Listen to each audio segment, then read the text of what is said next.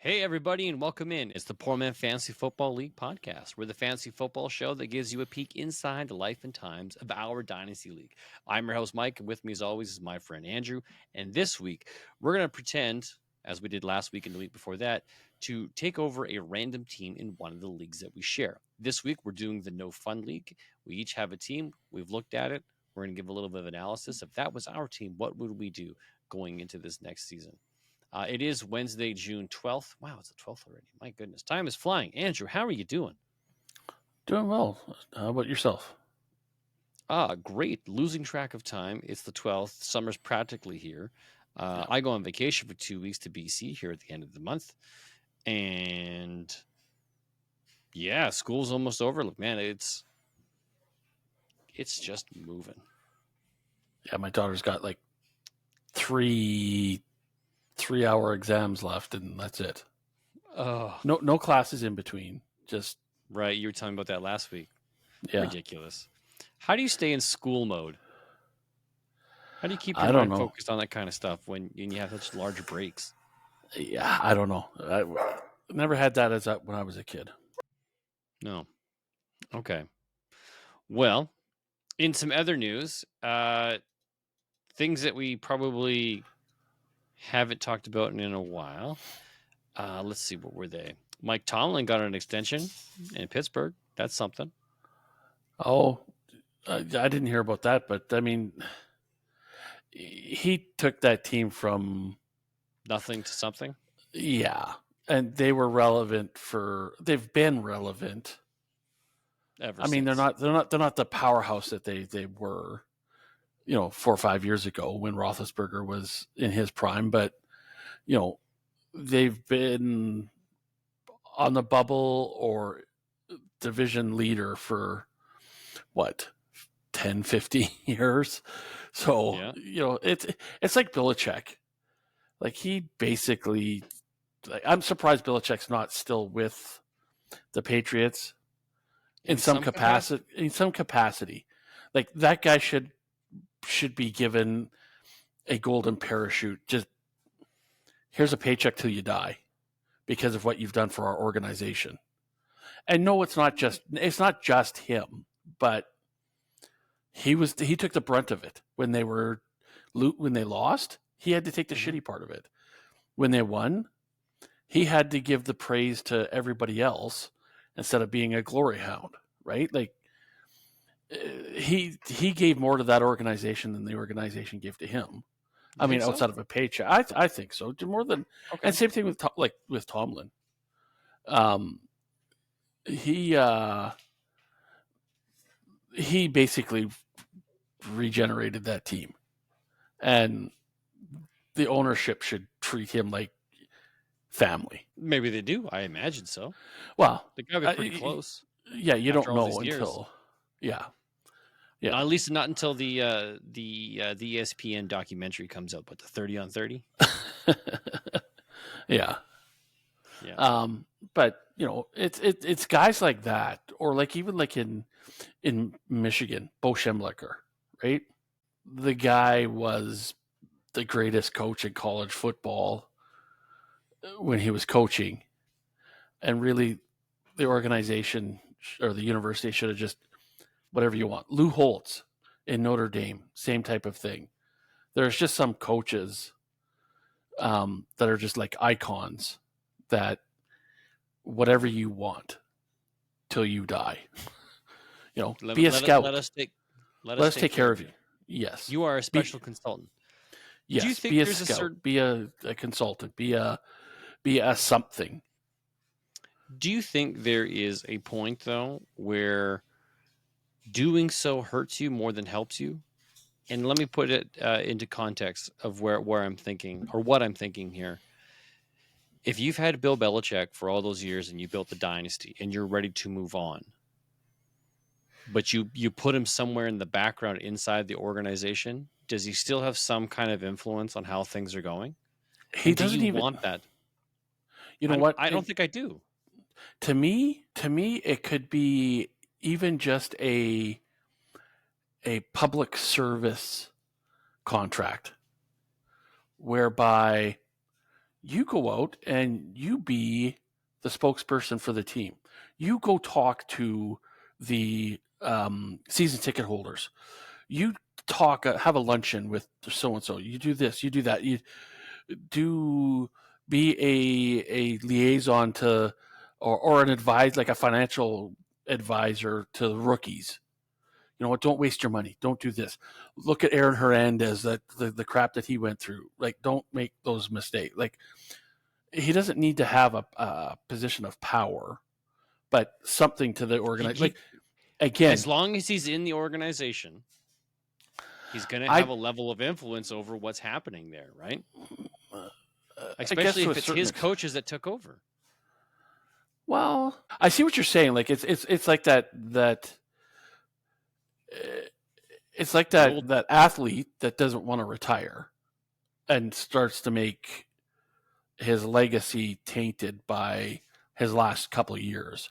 But I don't know. I think for the amount of money where the Patriots and where the Steelers were prior to, from a financial standpoint, to taking those teams from obscurity to dynasty or close to dynasty in Pittsburgh's situation, taking those teams to the amount of money that ownership made off of that it was a good investment.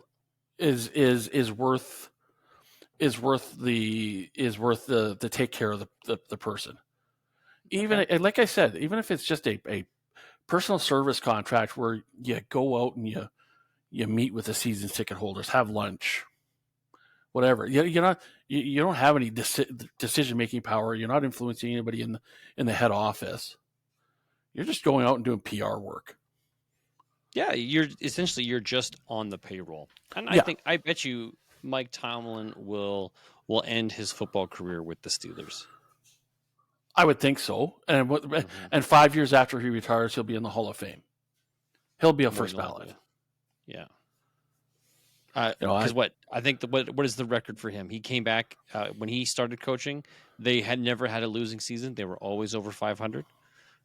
That's still an impressive run. Yeah. Since he took over coaching, yes, they have not had a losing season. That's an achievement. Yeah, that is a massive achievement. Exactly. Like unless you start embarrassing the team, like don't get me wrong. They'll distance themselves from you. I get it. Yeah. Okay. I don't think, and that's not just NFL. I think any organization that if somebody does something, and that's just business, if somebody does something that's so monumental to an organization, that makes them from a small family business into a conglomerate, you should be taking care of that person for the rest of their life. Well, you built your franchise off of that player, right? Like, so with the Edmonton Oilers and the dynasty that existed, what Wayne Gretzky and a lot of those players did. And for the most part, the ownership group did do that. And it hurt the team because they brought a lot of those boys into the management structure, the coaching staff structure. And then those teams sucked for so long. So to me, like, I like the idea of, like, I'll bring you into the organization as a special consultant just to have you on the payroll, where you can sit in the old boys club and you can attend and do, like, kissing babies and shaking hands and like that kind of stuff. But I don't want you impacting my new coaching staff, my new management staff. I don't want you to be involved in that decision making. But that's tough when you have such a love and passion and you feel indebted to those types of individuals that made your franchise what it is. Yes. Yeah, I get it. Okay. Yeah. Any other football news?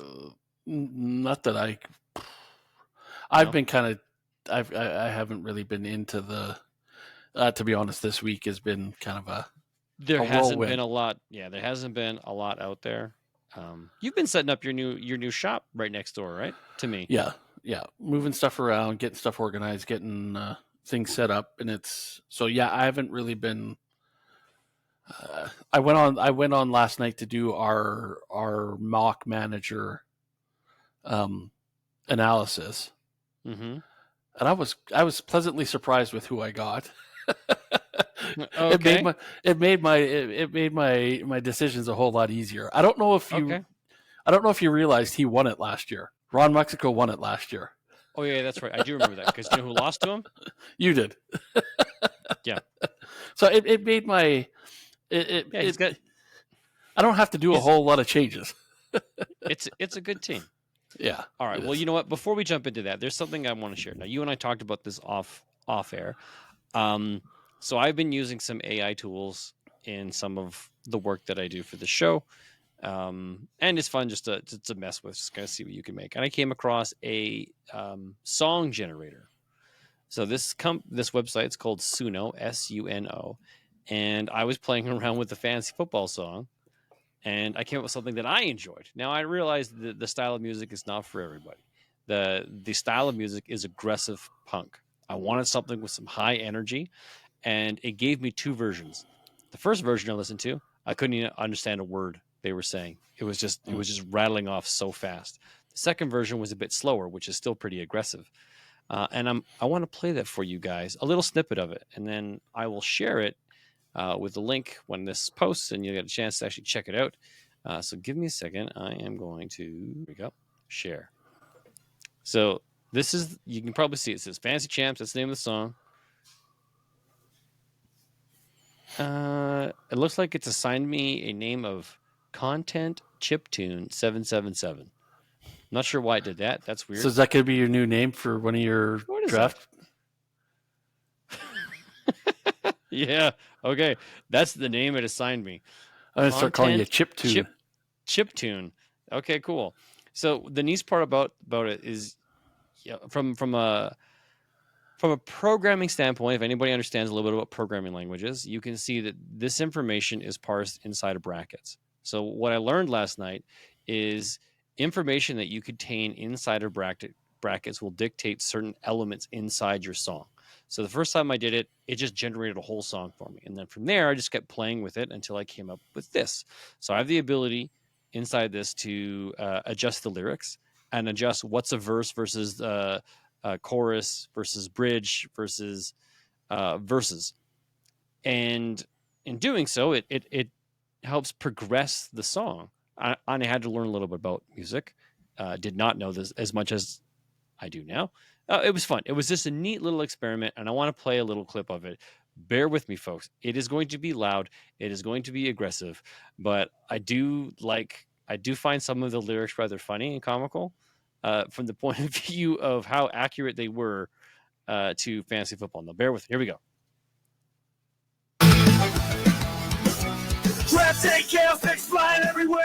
Laptop heated up, like I just don't care. Trash up, blazing, breath burning up. Gonna crush these chumps, never giving up.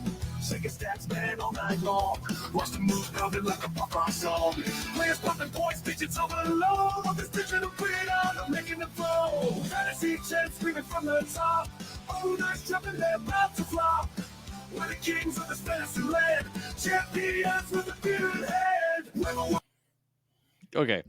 So I was saying keep it going, but keep going. Okay, well, I just love this last line of the chorus.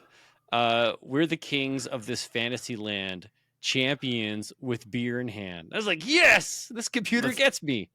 Well, that's kind of really that talks to our whole. Oh yeah, our whole group. Yeah. The lyrics are absolutely. I love it. I think the song was absolutely fun. It was a really good experience to play with. I might have spent way too much time last night when I should have been doing other things. Because fell out a rabbit hole, found something neat, and I spent some time on it. So I will post this. I'll at least the link to this so you guys can go check it out and listen. It is fun. If you want to give it a try, by all means. If you come up with something cool, please share. Otherwise, I'd love to hear some feedback on Fantasy Champs by Content Chiptune 777. So chiptune, convert it to country and see what it sounds like. Okay, I made a country song last night for my daughter to try it out. Yeah, and because it uses like an auto-tune version of voices, you don't hear it very well inside of this, but in the country song, it was like very robotic. You know, sometimes when you're on a conference call or you have a bad connection, you kind of get that robot-y sound. Yeah. And that's what this country song sounded like. And I was like, ugh, it didn't hit as well as some other songs. It had the tune and the flow and the words were good, but the voice is off. They don't get the twang. No, they don't. I even tried redoing it so it was in a modern country pop version, and it's still it was weird. But there's all kinds of songs that other people have done, which is great to be able to learn and kind of like check out and see like, oh, okay, I see what you did there. I saw how you were able to get that neat instrumental or that the guitar solo or drum solo or just vinyl scratches if you wanted to do that. Some really cool hip hop stuff that I've seen. But again, some of the voices come out weird. Yeah. Oh, it's a matter of playing with it and learning it, right? For and sure. And again, because it's AI, it's learning your style. Oh, it is. Prompts that you've used previously somehow kind of like affect your future, right? So if you do a country song and then you go back to like, a rock song, it still kind of has that weird country vibe to it. And then the next song after that, yeah, it's like, oh, okay. It's learning, right? So as it monitors what you're inputting. Anyways, I'll probably spend some more time at a later date messing around with it, and I'll share what I come up with. As Mike produces an album while he's on vacation. That's right. I'm just okay. Oddly enough, where we're going, the friends that we're staying with, the husband, he's a music DJ. That's his weekend thing. So he turned their external garage, like it's one in the backyard, it's not attached to the house, detached garage. He turned that into a music studio. Oh, there you go. Yeah, so when we go down there, right, the kids go in and they play and whatever, and he puts on like a little dance party and it's a good time. And then when the kids are in bed, we go and we hang out. He smokes, I drink, and we have a little lounge hanging out in the garage. It's a good time. And he plays some old hip hop vibes. He's really into vinyl, so I think showing this, he might be offended. It's not real. That's not. It's not real, man. You didn't make that. It's like, no, I didn't. I just put in some words and tweaked it a little bit, and said do this and do that, and it made it for me. Yeah, there we go. So I was like the producer, but I didn't make it. You're right. Okay. Until that happens, until my next single release, we're going to talk about some fantasy football. Now, this is from the No Fun League. We were each assigned a team. I was assigned It's Peeps, who was one of the players or one of the managers on the bottom half of the league last year, near the bottom. You were randomly given Ron Mexico, which is our current league champion. Yep. Shucks darn, could have been me. It's one game away from beating him. Coulda. Yeah, but I didn't. Anyways, so here's what we're going to do. We're going to take over these teams. We're going to give an analysis of what we think each of our positions are, what our strengths or weaknesses. Think about what we could do to possibly take this team from the bottom, where they are currently, and put them into a championship position. Now, whether they're in that position now, what does that look like to help sustain that position? Yep. So I'm going to go first. So It's Peeps, No Fun League. He has been the bottom of the league for the last couple of years. He has been not doing a full burn down, but trading off where he needs to gather the assets. And here's where he sits. So his quarterbacks are good, not great, but good. CJ Stroud is the anchor of this quarterback house, and the rest of them are bench warmers or not even real backups. They're like third string. So you got CJ Stroud, and that's fantastic, but there is no depth. There's barely even a guy you can play on the bye week. So something I made a note. Okay, like this is a team that probably is going to need a secondary starter, like a Derek Carr or a Jared Goff or something along that lines. Not a top tier, because it's probably going to be too expensive to get, but a mid to low tier starter that can get you by on a bye week. Next is the running back room. Now, this team has crazy solid running backs. And by crazy solid running backs, I mean probably the best running back house outside of what I've got on my roster, and only because I've got crazy depth.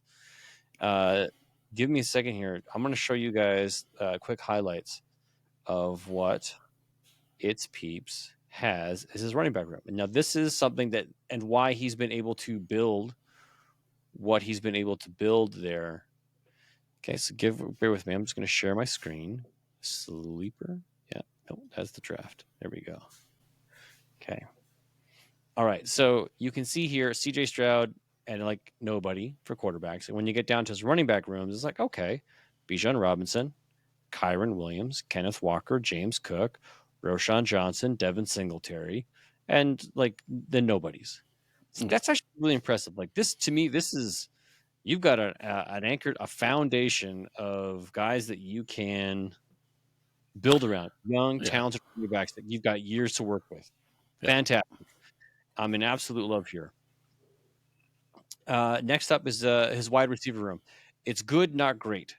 He's missing a true wide receiver one, but he's okay, right? So he's got Mike Evans, Jalen Waddle, Devontae Smith. Good. Those are good to great wide receivers.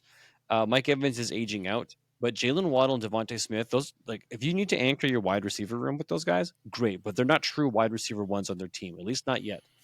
And then Jonathan Mingo, Michael Thomas, Tyler Boyd, Mark Robinson, George Osborne. And that's where things kind of fall off. Is got 3 viable starters and not a lot of depth. Okay. And then looking at the tight end room, the tight end room looks good on paper with several young talented prospects. Kyle Pitts is the only starter, however, while you continue to develop everybody else. So Kyle Pitts, Taysom Hill, Tavian Sanders, Brock Bowers, like excellent selection to have for the future. Dawson Knox, Jelani Woods. I'm okay with having Kyle Pitts as my starter. You've got Brock Bowers in the wings, seeing if he can pan out, and you've got some other sticks in the fire to see if something comes out of this. Yeah. I'm okay there. So here's what else I came up with. Recommendations. See how far you can get in making the playoffs and decide if you're in or not. I think this team is a quiet contender because I think all of their starters are good enough. Like, it's a dark horse team that can make the playoffs. He has the right starters, especially at running back, but lacks depth at several positions if injuries happen. That's my biggest concern. Is I have a great starting lineup, but I lack the depth I need to fill in if injuries occur. Otherwise, I think this team is like on the verge of contending. He's got his draft picks all together, right? So he hasn't sold anything off. He's got a couple aging dudes. Oh, Andrew, your browser is preventing you from recording. Just giving you a heads up. Keep an eye on it. I love the foundation of where he's going with this, and I think probably in the 2 years he's probably going to be as stable as a playoff team. Like, he'll probably have a 5-6 year run in that span based upon the foundation of what he's got. If he adds some depth, good things are going to happen. And okay, well, I'll just keep yammering on here until you do. So things that I would do to recommend in this instance, I'm just going to stop sharing my screen so you guys don't have to stare at that, is Mike Evans. Mike Evans is the first big name player that I think could go.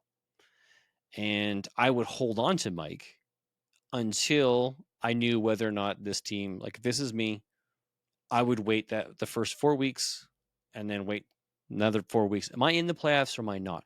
Because if I'm in the playoffs, I'm not selling. I'm probably going to buy some guys. I'm probably going to spend the draft capital that I do have to try and acquire the pieces that I'm going to need, the depth I'm going to need to be able to make that push.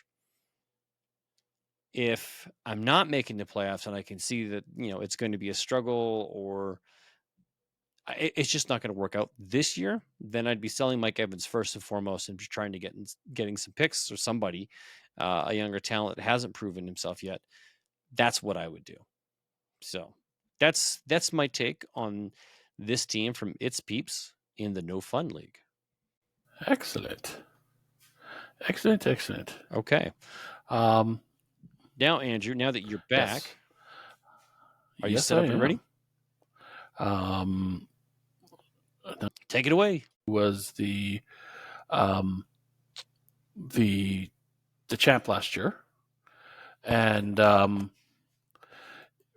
we did. You give me kind of a stink eye look there, Mike. Because he beat you. That's why.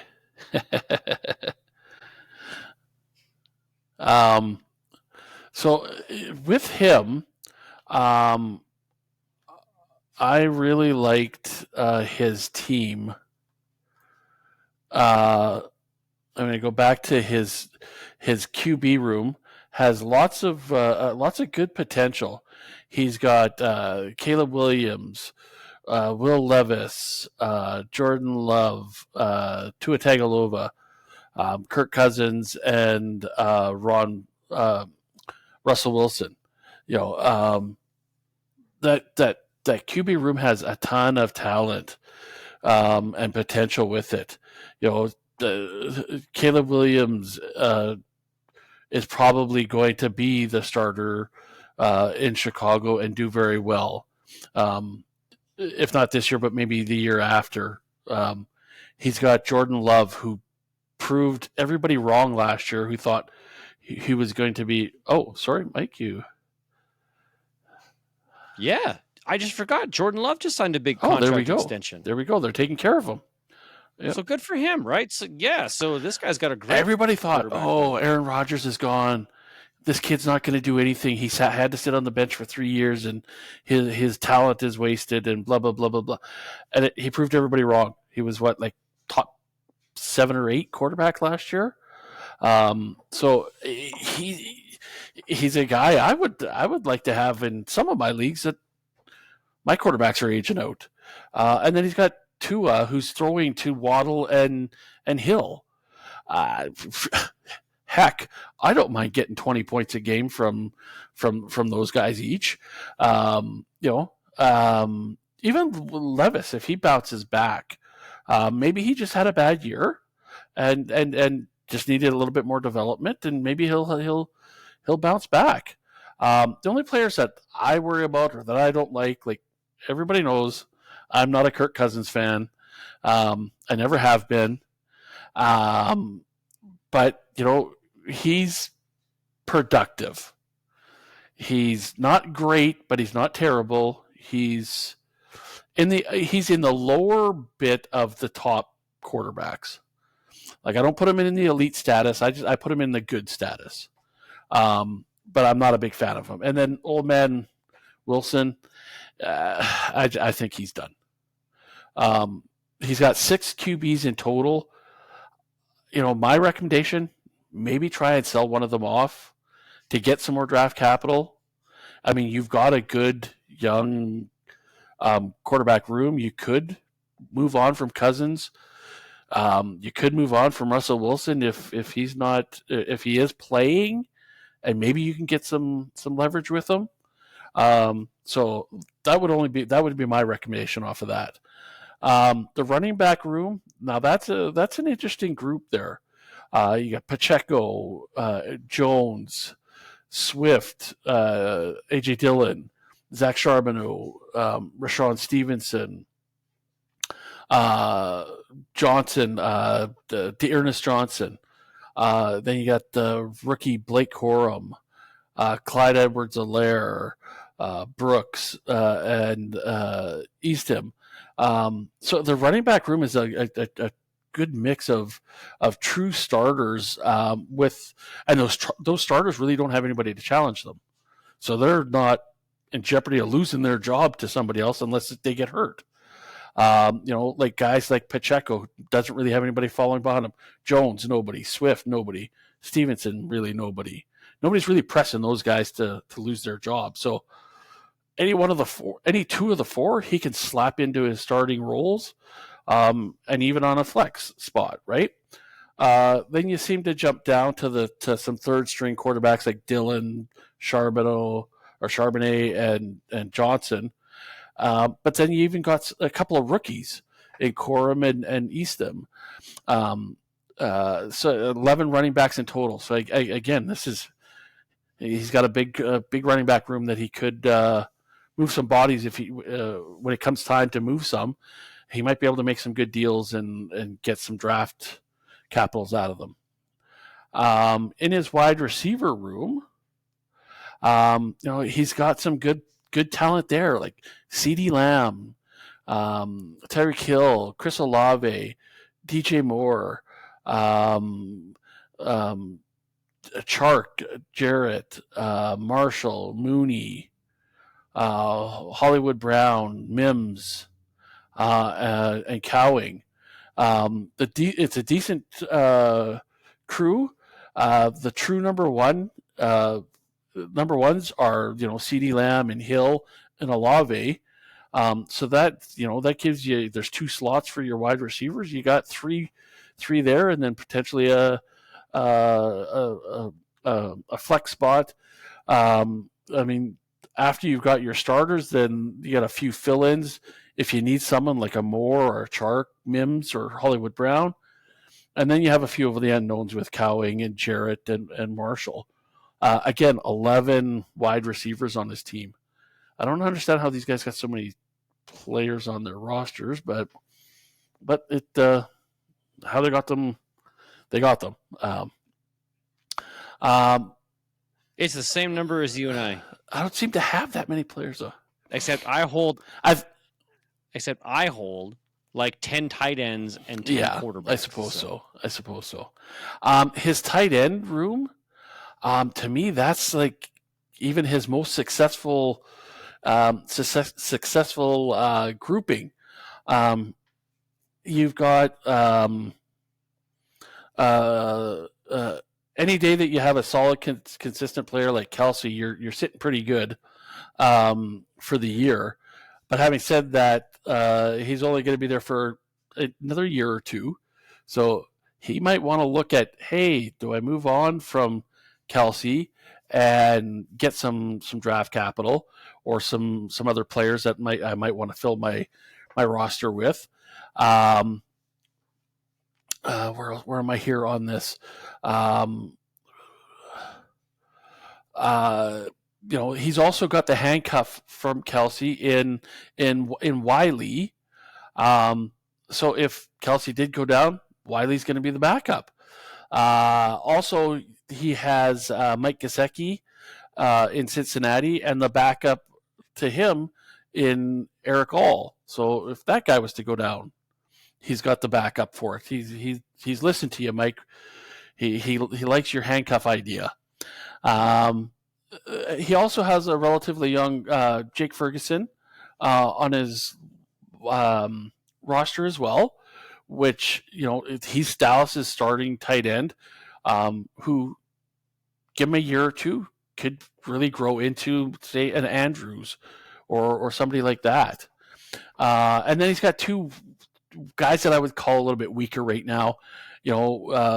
Michael Meyer, we talked about it last week. Michael Meyer's kind of stock has dropped with Vegas picking up the other tight end.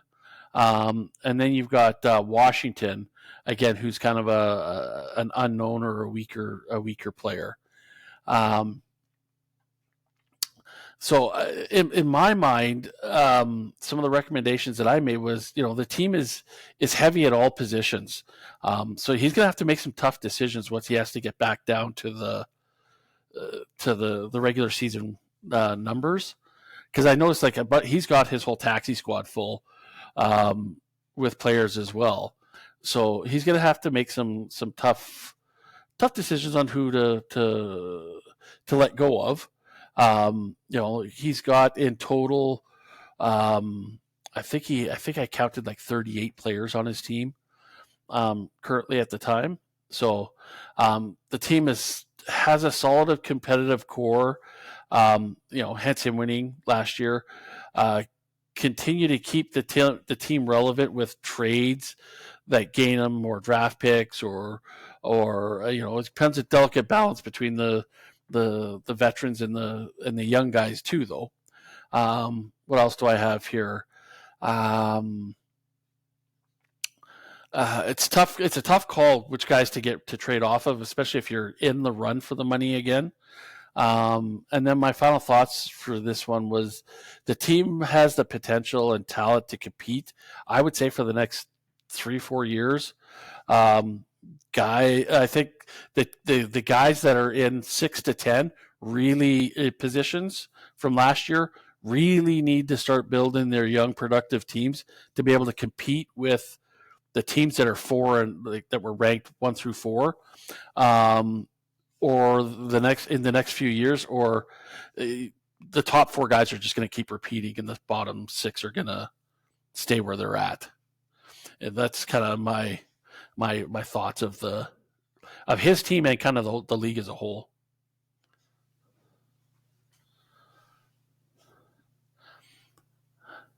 Okay. It's an interesting look at a team that has been perennially a top 4 finisher, contending for the title year after year.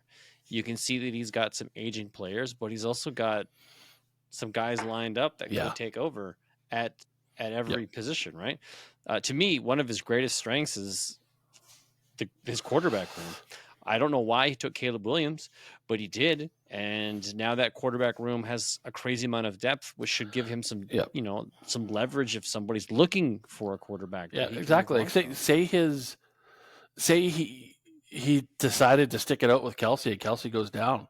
Well, he could trade one of his quarterbacks to go get another top tight end. Well, I don't know if you could get a top tight end with just a quarterback. But it makes it more attractive. But he's got some guys that are attractive. Yeah. So, wow. Okay. Pretty easy to look at a team that's doing good, right? As opposed to looking at a team that is like, ugh, this guy's in trouble. Well, it makes it. In this case, there's a lot more work to go into a team that's at the bottom to build them up than it is to maintain a team that's at the top already. You don't have to make as many moves. You don't have to gamble as much. You don't have to, how do I put it? You may not have to sacrifice as much to get the guy you want. If you're at the top and you're offering, again, I'm just going to throw out there, you know what? I'm going to give up Travis Kelce for who would be a good ewood not another tight end, like a running back. Who would you who's going to be in like the 15, 20 point every game range at running back? So you're looking at a top 10 running back then. You're looking at you're looking at Saquon Barkley, we'll go. I say he throws out a Kelsey for a Saquon Barkley, and the guy says, no, let's not, no. Right? If you're in first place, you're thinking, okay, well, what a big deal. But if you're in last place and you throw out that same type of offer, a Kelsey for a Saquon, and the guy's like, it should be no, because Travis Kelce is not a long-term investment. I know, but if you're trying to climb out of the basement, then you're having to throw extra stuff in, right? And to try and get that, to sweeten that deal enough. As where if you're at the top, if the guy says no, well, it's not going to hurt me. What's the big deal? Whatever, right? That's why I say, like the guy at the bottom has to work that much more hard, a lot more harder. Your margin for error is so much smaller when you're one of the halves and you've got a really good roster, you've got depth at your position, you have a much larger room of error to make choices and say, you know what, I can sell this guy at a loss to go get the player that I want or that I need and see how my team looks after that. And if you've got the depth that like Ron Mexico has, if you make a trade that does go that goes sideways on you, I got players in the background that I'll put in, so I still don't get hurt so bad. Exactly right. It's your margin for error. You can make moves and gamble a bit higher, take the higher risk trade to see, because if it pays off for you, you're still further ahead. And if it doesn't, you're not that not that further behind. Exactly. Okay. Well, that was fun. I liked doing that. This was a really neat idea. We just got one left, but there's one league left. That league happens to be our home league, the Poor Man League. Now, if you are ready, my friend, I have already the Wheel of Death. The Wheel. Oh, geez, yeah. I'm not looking forward to your Wheel of Death next year. That thing kicked my butt. Okay, so the managers that we can't do are obviously you and I. We've already looked at Donnie's in another league, and we already took over Chervin's in another league. So those 4 names are already off the list. These are the guys that are left. We got Gabriel, Juan, Bryce, Josh, Slick, and Marvin. Just so everybody knows, that's Laborbus, That's 1, 2, 3. That's Bryceif, the multi-beast, Slick Burn, and the 3-peat, but not 4-peat champion, Marvin, a.k.a. Ice Metal. All right, you ready for your assignment? Sure. We're going to do you first this time. Give me one.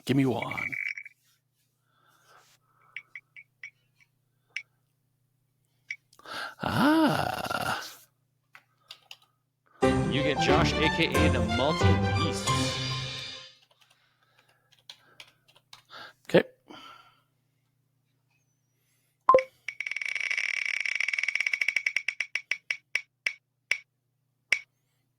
Oh, and I get his good friend and fellow league mate, Slick. Excellent. So neither one of them were winners. Well, I look forward. Actually, it's been fun watching this because Josh has been on that playoff bubble. And at one point he's like, I'm selling out. I'm not doing this. And then somehow he is. And then he's like, I'm all in, I'm buying. And then doesn't make the playoffs. The Chargers. Stays hot until the very end of the year and then blows it. Yeah, that's unfortunate.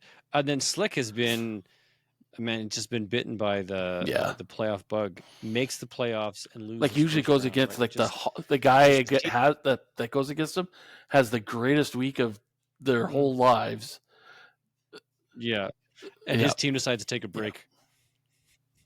Yeah, it's an unfortunate part, but it'll be fun for us to stand in their shoes for a moment and put our own perspective on what that team looks like, what we think it could do or be, and what changes we might make. That'll be fun. Yes, it will be. Oh, it's getting to be that time, folks. We're getting tired. The yawns are happening. All right. So next week, when we get back together, we will do the Poor Man Fantasy Football League team takeover. We'll provide you with our poor man analysis on those teams. It'll be fun, and then we'll think of something to do in the weeks to come. But otherwise, folks, I greatly appreciate you listening to the show. Thank you very much for joining us. You guys out there, you be safe, you have fun. The sun is hot and shiny. If you can't tell, I am burnt. It's not even a sunny day, and the sun and its powerful rays will get me. So, forewarning everybody, please There's be careful your public with that service sunshine. announcement brought to you by this is my public SBF service announcement. 500. 60. That is what I need. 60. The 20, the sports stuff doesn't work. I got to go back to the 60. That stuff worked. All right. Remember, if you want to follow us, you can check us out on Twitter, now called X, TikTok, Facebook, Poor Man Football, all one word. And don't forget to check out that neat little punk rock song I made. I do think it's very funny. If you can catch the lyrics, they're pretty good. All right, folks, from one poor man to another. Remember, if it's not fun, it is not worth doing. Good night. Have a great week, everybody.